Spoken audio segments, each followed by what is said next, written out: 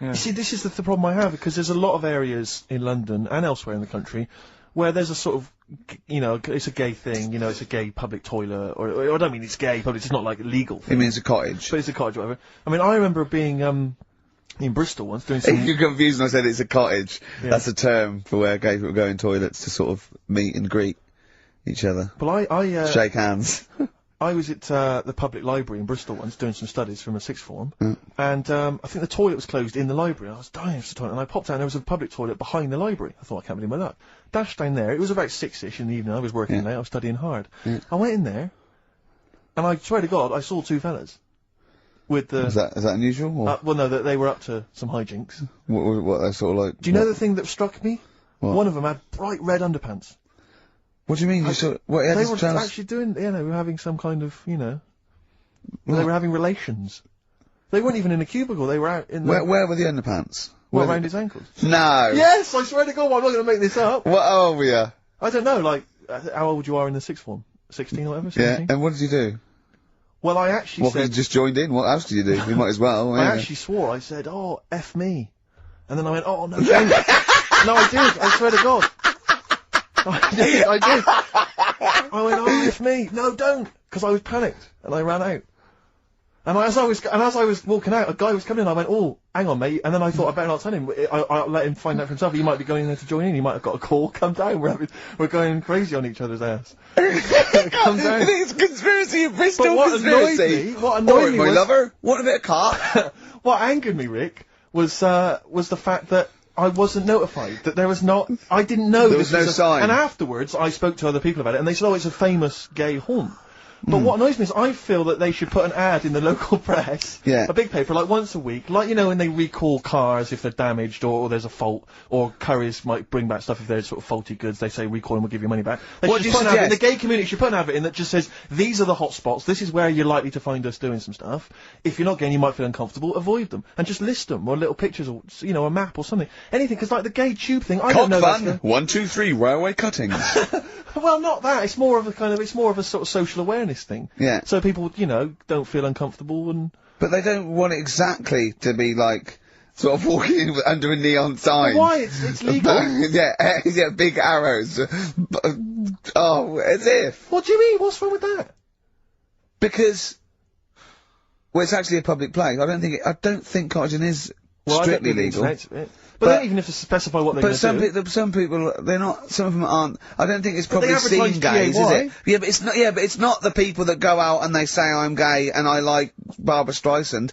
It's presumably the sort of people that do that are people that either aren't quite out yet or, do you know what I mean?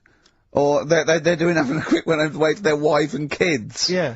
I don't know, I don't know completely how it works, but I'm sure there probably isn't a place like, free bumming here tonight. No, there is kind of. What? Because I was walking home one night through Soho, right? Just 'cause that's the way I have to go, not 'cause you know what I mean? I wasn't going there on that, right? So I'm walking through, right? And, I was handed like a card, which was like a gay event, right?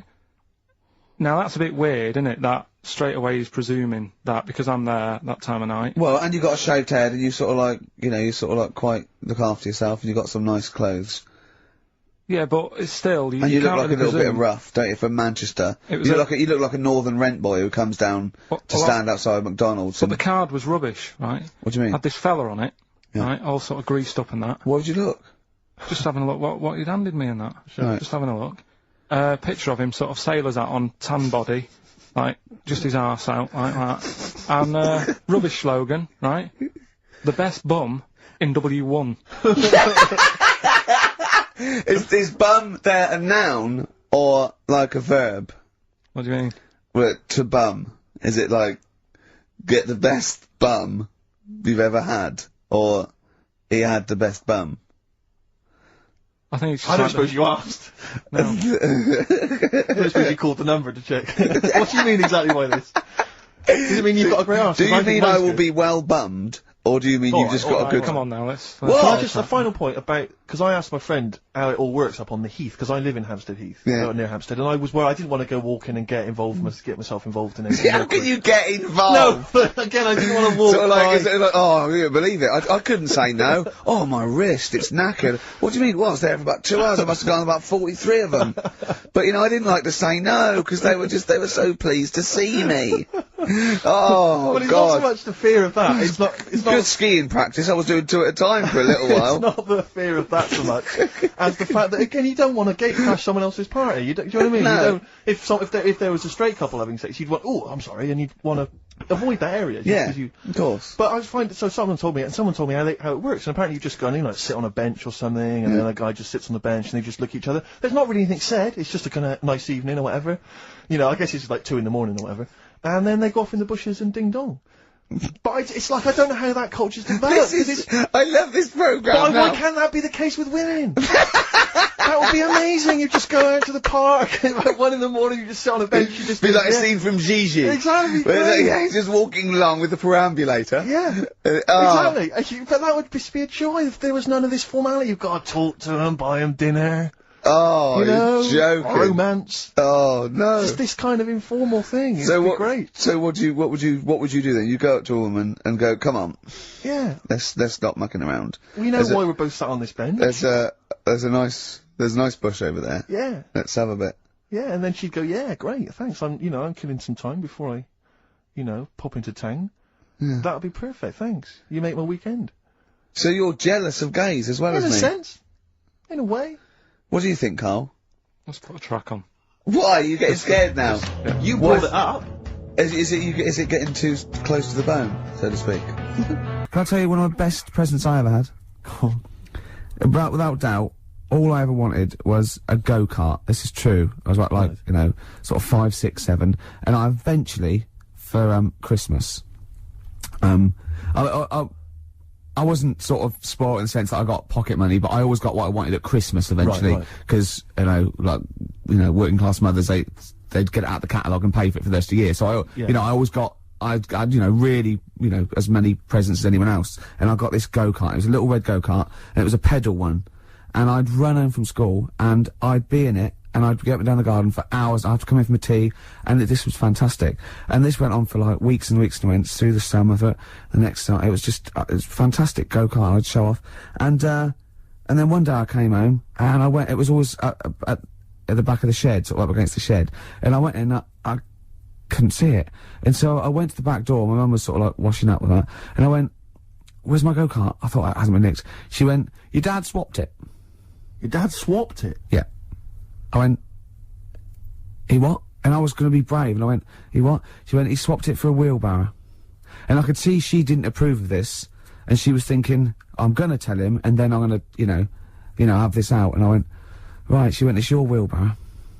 And I went to the back of the shed, and there was this wheelbarrow. He swapped it with a bloke called Jimmy Dublin, who he worked with. Jimmy Dublin? Yeah, I don't know.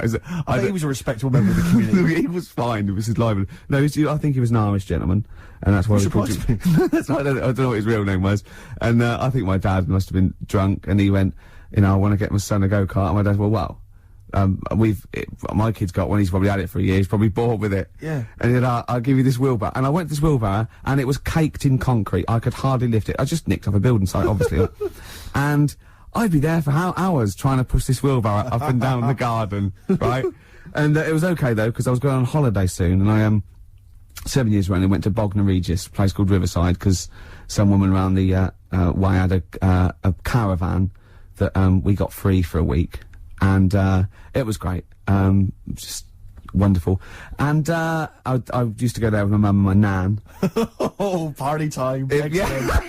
Yeah, the age of 7 to sort of. No, it was good because when you're a kid and you wake up in a strange place, it sort of seems weird. You wake up at 3 o'clock in the morning hearing your gran pissing in an iron bucket, and We've all been there. You get disorientated. Anyway, and I went on holiday, and I met a little friend who was about my age. We were both sort of like, right, and he'd hired a go-kart. He had this great go-kart, and he came round to my caravan, and I went, I've got a go-kart. And I remember my mum opening the window of the caravan and going, don't lie. And So evil. And I went, I had a go-kart. Wow. Yeah. Did you ever talk to your father about the fact you swapped it? No. You never mentioned it to him? No. You still got that wheelbarrow? I think so. I've grown into it. Yeah. Yeah, I can nearly lift it now. Yeah. And now I'm just too old to run up and down the garden with it. Now you get one of your several gardeners to use it all the time.